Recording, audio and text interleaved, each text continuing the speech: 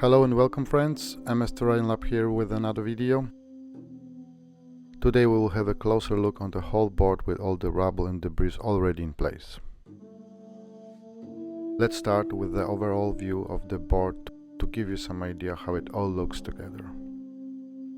When it comes to adding rubble, I'm trying to find this sweet spot when it's just right. I'm not following here less is more rule or anything like that, but rather focusing on making sure that this final layer will complement everything that came before.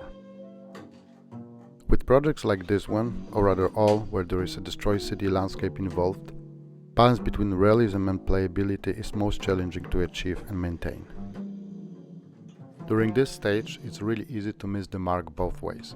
Without colors being present, everything can look very artificial or out of place.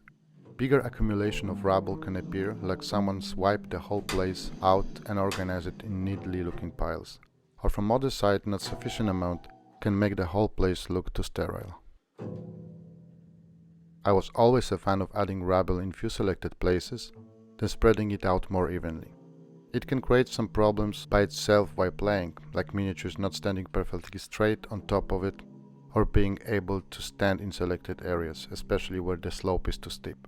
But that's something I'm willing to accept to maintain a more realistic look.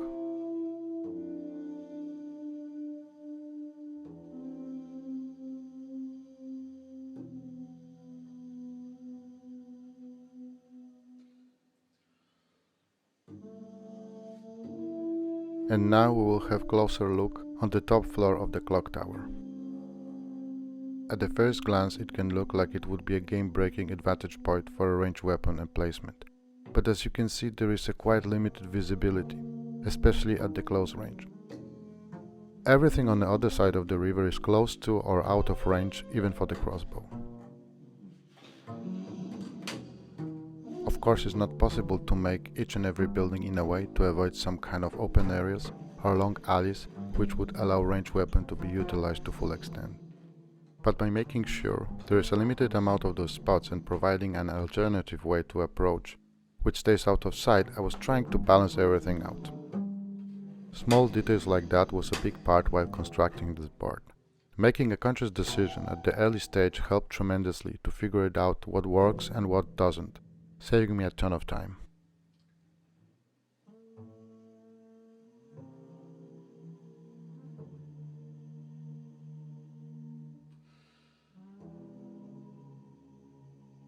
As you can see, the layout of the whole board is trying to imitate closely some kind of realistic medieval town, with small narrow streets followed by tightly packed buildings around it and a few large open areas.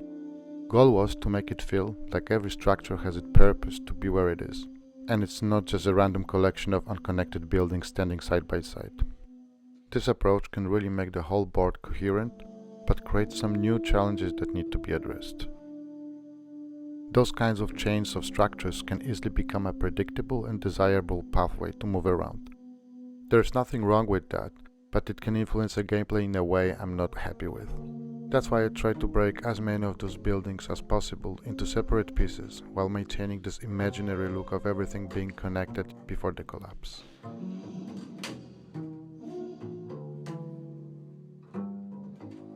And here you have a new addition to the board, the crane tower.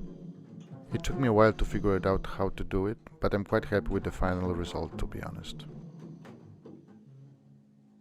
Like everything else, this one is also removable.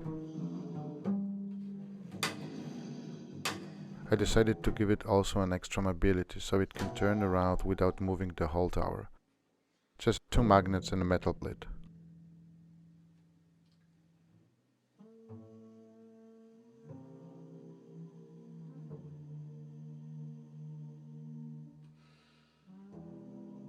And of course, crane is totally functional.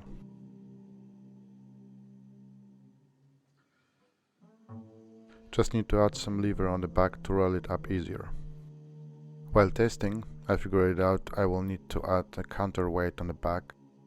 Maybe a crate or two will do, let's see.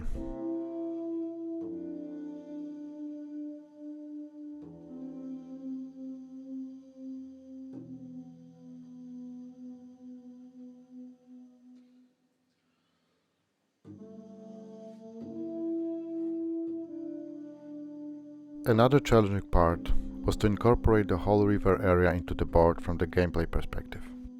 A big, long, not easy to cross open gap separating tightly packed urban areas on both sides is a nightmare. There is no perfect solution here, and I will not pretend I have found a magic recipe for mitigating all the drawbacks, but there are some steps that can be taken to help with this problem. I can talk more about it in a separate video if you are interested. Let me know in the comments below. And another recently created small piece. It can be exchanged with the top spire on the tower close to the tavern area. Now we will examine the graveyard and the Temple of Mor. There are some steeper slopes here, so it's important to make sure miniatures will be able to stand without flipping over. Placing few bigger flat stones or cork pieces here and there will create nice spots for that purpose.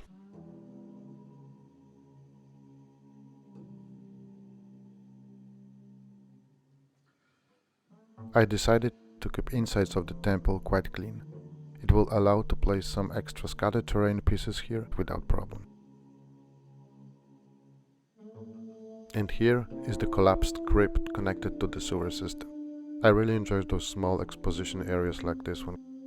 It doesn't serve much gameplay purpose, except maybe an occasionally deployment spot for scavens in some kind of narrative campaign.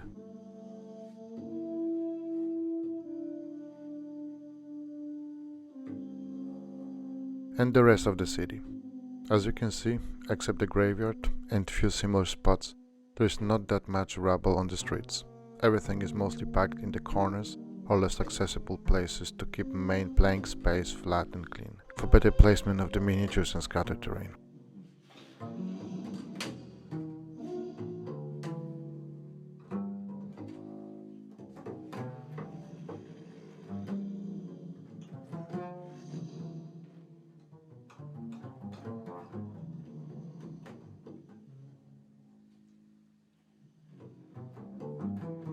The same as on the other side of the board, buildings here are quite tightly packed, but still separated to ensure some challenges while moving between upper floors.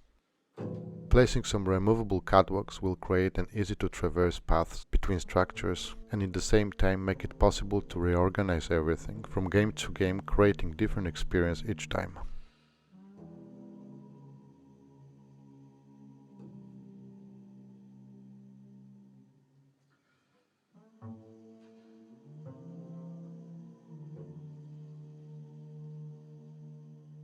Here we have an excellent example of strategically placed, pre-prepared spots for miniatures while going down to the cellar through this tight and steep hall. Some planks of wood, bigger stones, etc. And most important, it doesn't look artificial.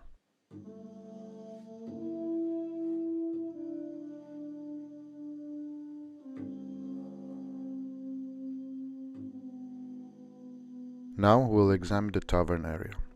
The same as before, I'm trying to make it look busy with rubble and other debris, but still very friendly when it comes to placing models.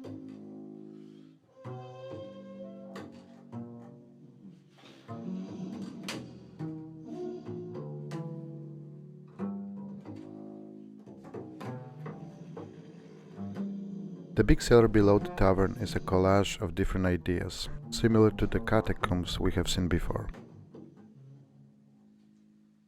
Collapsed wall in the back seemingly leads to the imaginary sewer system underneath the whole city. And the sleeping quarters connected to the main building of the tavern.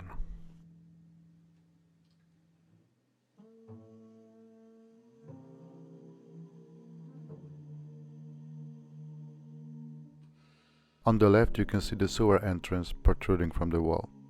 In fact, I have constructed it to directly connect to the sewer entrance in the inn's basement we have seen just a minute ago. It's not a factual space you can place your miniatures in, but makes a convenient and interesting option to travel between those two locations. Let's zoom out and check out this side of the river and surrounding areas.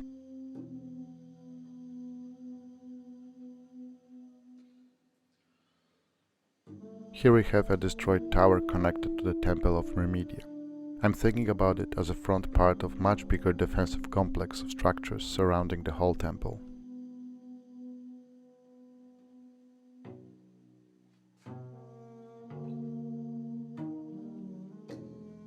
And here is the main square right in front of it.